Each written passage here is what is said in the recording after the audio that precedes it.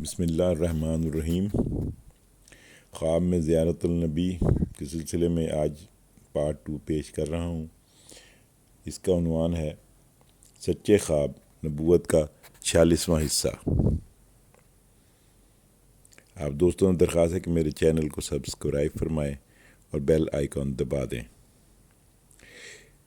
نیک یا سچے مسلمان کا خواب نبوت کے 46ویں حصے کے برابر ہے، جو خواب کی سچائی اور بشارت ہونے کی دلیل ہے۔ نبی اکرم کی 23 سالہ نبوت کے ابتدائی 6 ماہ کے سچے خوابوں و بشارات کی نسبت سے ہے، جو مجموعی مدت کا 46واں حصہ بنتے ہیں۔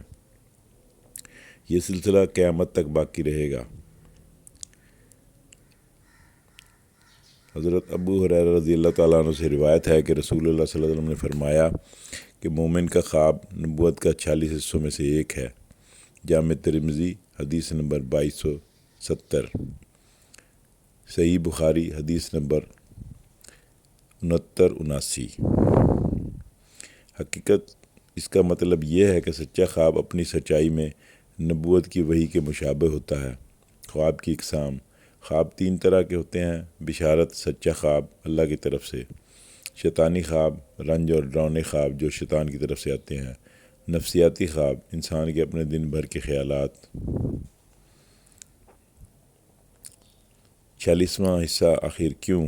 رسول اللہ صلی اللہ علیہ وسلم پر 40 سال کی عمر میں وحی کا آغاز ہوا اور 63 سال کی عمر میں آپ نے وفات پائی۔ کل دورانیہ نبوت 23 سال یا 276 ماہ رہی۔ ابتدائی 6 ماہ کو آپ کو سچے خواب آتے رہے۔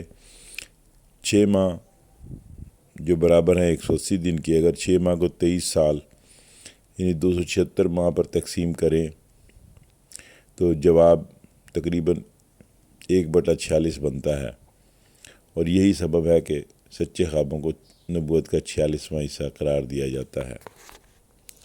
سچے خواب دیکھنے میں سب سے سچا خواب جو ہے وہ خود، جیسے کہ پہلے کل بھی عرض کیا تھا، جو شخص زیارت النبی کرتا ہے خواب میں، وہ اس کے سوا کوئی اور زیارت نہیں کرتا، وہ حضور صلی اللہ علیہ وسلم کی زیارت ہی کرتا ہے۔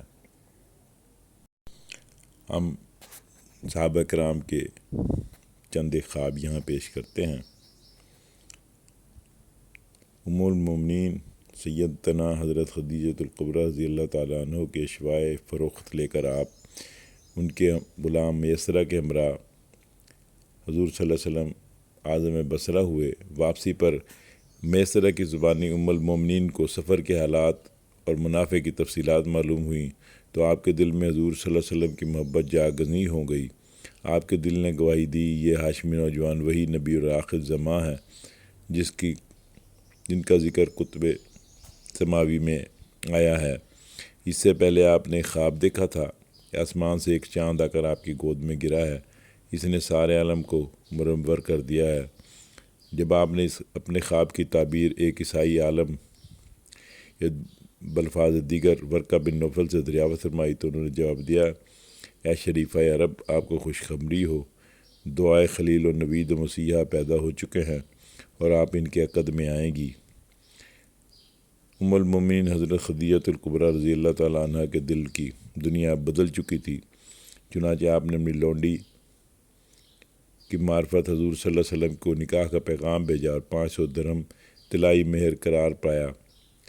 نکاح ہو گیا۔ اس وقت آپ کی عمر 40 برس اور حضرت رسول اللہ صلی اللہ علیہ وسلم کی عمر صرف 25 سال تھی۔ باوالا سیرت حضرت خدیجہ الکبریٰ از علامہ سماب اکبر آبادی۔ روایات صحیح سے ثابت ہے کہ حضور صلی اللہ علیہ وسلم کے وصال کے بعد کسی نے حضرت سیدہ فاطمہ رضی اللہ تعالیٰ عنہ کو ہنستے نہیں دیکھا۔ ابھی 6 ماہ گزرے تھے کہ ایک شب آپ نے ابا جان کو خواب میں دیکھا، حضور صلی اللہ علیہ وسلم کو خواب میں دیکھا کہ سرانے کھڑے ادھر ادھر ملاحظہ فرما رہے ہیں جیسے کسی کا انتظار ہو۔ حضرت سیدہ کی نگاہ جیسے ہی آپ پر پڑی تو بےتاب ہو کر فرمایا: یا ابن الانتا، ابا جان آپ کہاں ہیں؟ تو آپ کے فراق میں دل سوختہ و تن گداختہ ہو رہی ہوں۔ آپ نے ارشاد فرمایا: بیٹی میں یہاں تمہارا منتظر ہوں۔ ایام فراق گزر چکے ہیں اور وقت وصال قریب آ گیا ہے۔ کل قفص انصری کو خیر آباد کہہ کر عالم ارواح میں ہم سے آ ملو۔ اتنے میں آنکھ کھل گئی اور دوسرے دن آپ کا وصال ہو گیا۔ یہ 3 رمضان المبارک کا واقعہ ہے۔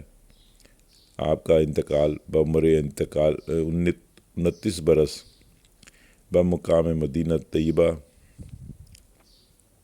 ہوا تھا۔ انا للہ و انا الیہ راجعون، بخاری۔ بحوالہ اوراق کے غم از مولانا علامہ ابو الحسنات قادری۔ آپ کا لقب زہرا، طاہرہ، مطہرہ، ذاکیہ، بطول، راضیہ اور مرضیہ ہے۔ علامہ شیخ ابن حجر فرماتے ہیں کہ آپ کا نام فاطمہ اس وجہ سے کہ اللہ تعالیٰ نے آپ کو آپ سے محبت رکھنے والوں کو آتش دوزخ سے محفوظ کر دیا۔ علامہ قسطلانی نے مواہب الدنیا میں فرمایا فتم کے معنی لغت میں بچے کو دودھ پینے سے روکنے کے ہیں، گویا آپ لوگوں کو دوزخ کی آگ سے روکنے والی ہیں۔ بطول مشتق ہے بطل سے، جس کے معنی قطع کرنے کے ہیں۔ منتہا العرب میں ہے کہ بطول بروزن صبور عورت و دوشیزہ کو کہتے ہیں۔ آپ ہمیشہ اپنی والدہ ماجدہ ام المومنین حضرت خدیجہ الکبریٰ کے پاس بیٹھی رہتی تھیں۔ حضرت رسول اللہ صلی اللہ علیہ وسلم آپ کو یہ سادگی بہت پسند تھی۔ بس بطول تارک الدنیا کے معزز لفظ سے یاد فرمائی جاتی تھیں۔ حضرت مریم علیہ السلام کا لقب بھی بطول تھا، چونکہ آپ صورت میں اور سیرت میں حضور صلی اللہ علیہ وسلم سے بہت مشابہ تھیں، اس وجہ سے ذاکیہ، راضیہ اور مرضیہ کے معزز القاب سے ممتاز ہوئیں۔ حضرت ابوبکر صدیق رضی اللہ تعالیٰ نے ایام ہجرت میں خواب دیکھا کہ آسمان سے ایک چاند مکے میں اترا، جس کی وجہ سے پورا مکہ روشن ہو گیا، اور پھر وہ چاند آسمان کی طرف چڑھا اور مدینہ طیبہ میں جا اترا، جس کی وجہ سے مدینہ منورہ کی ساری زمین منور ہو گئی۔ یہ طویل خواب ہے جو کتب احادیث میں موجود ہے۔ اسی کے آخر میں ہے کہ پھر وہ چاند ام المومنین حضرت عائشہ رضی اللہ تعالیٰ عنہ کے گھر میں گیا۔ آپ کی مکان کی زمین شق ہو گئی، جس میں وہ چاند پوشیدہ ہو گیا۔ حضرت ابوبکر صدیق کو فن تعبیر سے مناسبت سی، اسی خواب سے آپ نے مدینہ منورہ کی ہجرت اور آخر میں حضور رسول اللہ علیہ وسلم کا حضرت عائشہ کے مکان میں دفن ہونا سمجھ لیا تھا۔ فضائل حج صفحہ نمبر 8۔ امام مستغفری نے اپنی سند سے حضرت جابر بن عبداللہ سے روایت کی ہے کہ حضرت ابوبکر صدیق نے وصیت فرمائی تھی کہ تجہیز و تکفین کے بعد میرا جنازہ حجرہ مبارک علی صاحبہ الف صلاۃ سلام کے پاس لے جانا اور آستانہ اقدس پر رکھ کر پہنچ کر یوں عرض کرنا: السلام علیکم یا رسول اللہ صلی اللہ علیہ وسلم، آپ کا رفیق ابوبکر حاضر ہے۔ اگر شرف باریابی حاصل ہو اور باب کرم واہ ہو جائے تو حجرہ مبارک کے اندر سپرد خاک کر دینا، ورنہ بصورت دیگر جنت البقیع میں دفن کرنے کا اہتمام کرنا۔ روایت ہے کہ اسی وصیت کے مطابق عمل درآمد کیا گیا تو ابھی الفاظ ادا بھی نہ ہونے پائے تھے کہ دروازہ کھل گیا اور کانوں میں یہ آواز آئی کہ ان کو داخل کر دو، ان کی بزرگی کی وجہ ان کو یہاں دفن کر دو۔ اس وقت کوئی اور شخص اور کوئی اور چیز حجرہ شریف کے اندر نہیں دیکھی گئی تھی۔ بحوالہ نفات الانس از حضرت مولانا عبدالرحمن جامی نقشبندی۔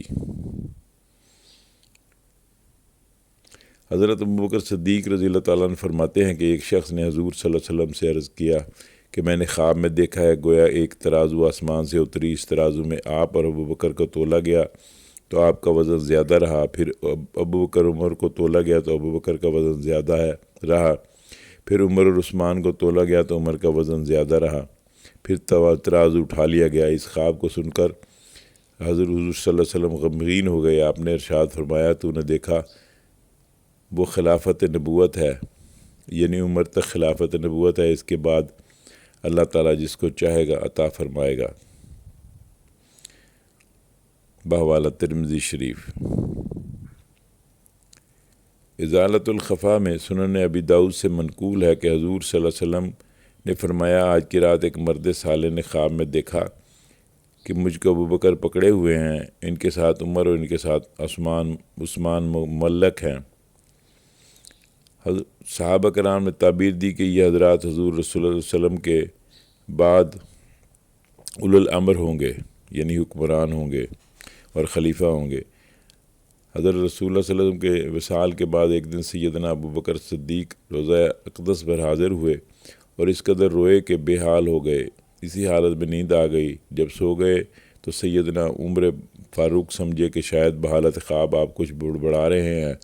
حضرت عمر نے حضرت ابوبکر کو جگا دیا، بیدار ہو کر فرمایا، مجھے اس وقت حضور صلی اللہ علیہ وسلم کے عرش کے نیچے تھا اور آپ جناب باری میں عرض کر رہے تھے کہ میری امت کو بخش دو۔ میں نے عرض کیا، یا رسول اللہ آپ اس قدر پریشان نہ ہوں، اللہ آپ کی مراد بر لائے گا۔ یک ندا آئی، ہم نے بخشا، کتنے میں آپ نے مجھے جگا دیا۔ اب یہ نہیں معلوم کہ کس قدر امت بخشی گئی۔ حضرت ابوبکر صدیق نے ابھی یہ بات ختم نہ کی تھی کہ روضہ اقدس سے آواز آئی، سب بخش دیے گئے۔ بہوالا تحفہ المردیہ، مراد یہ ہے کہ جو طریقہ نبیہ پر چلے گا بخشا جائے گا، اور یہ بھی مراد لی جا سکتی ہے کہ انجام کار پوری امت محمدیہ نجات پا کر جنت میں داخل ہو جائے گی، اگرچہ بعض گناہ گاران امت پہلے سزا کے طور پر عذاب میں مبتلا کیے جائیں گے۔ حضرت سعد بن ابی وقاص فرماتے ہیں کہ میں نے سلام لانے سے 3 شب قبل یہ خواب دیکھا کہ سخت تاریکی کی وجہ سے مجھے کوئی چیز نظر نہیں آ رہی۔ اچانک ایک نور ظاہر ہوا اور میں اس کے پیچھے ہو لیا۔ دیکھا کہ زید بن حارث، علی اور ابوبکر مجھ سے پہلے اس نور کی طرف سبقت کر چکے ہیں۔ اس کے بعد حضور صلی اللہ علیہ وسلم کی خدمت گرامی میں حاضر ہوا اور عرض کیا، آپ کس چیز کی دعوت دیتے ہیں؟ آپ نے ارشاد فرمایا، اللہ تعالیٰ کی وحدانیت، اپنے رسول ہونے کی شہادت کی طرف بلاتا ہوں۔ میں نے یہ سن کر اشہد ان لا الہ الا اللہ و اشہد ان محمد رسول اللہ کہا۔ بہوالا